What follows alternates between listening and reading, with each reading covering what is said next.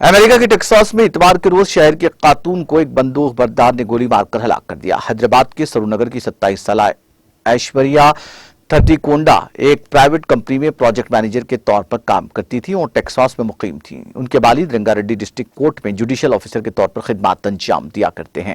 دستیاب معلومات کے مطابق بندوق بردار شخص نے ٹیکساس کے ایک مال میں ہجوم پر فائرنگ کر دی، جس میں ایشوریا سمیت 8 افراد ہلاک ہو گئے۔ رپورٹس کے مطابق ڈلاس سے تعلق رکھنے والے بندوق بردار ماریشو گارشیا نے شمالی ڈلاس کے مضافات میں واقع ایلن پریمیم آؤٹ لیٹس مال میں خریداروں پر AR-15 رائفل سے فائرنگ کی۔ اس شخص کو بعد میں ایک پولیس افسر نے گولی مار کر ہلاک کر دیا، جو علاقے میں ایک مختلف کال اٹینڈ کر رہا تھا۔ تفتیشکاروں کو شبہ ہے کہ اس کے بہت دائیں بازو کے روابط تھے، جیسا کہ اس نے پہننے والے کپڑوں کے پیچ سے تجویز کیا تھا۔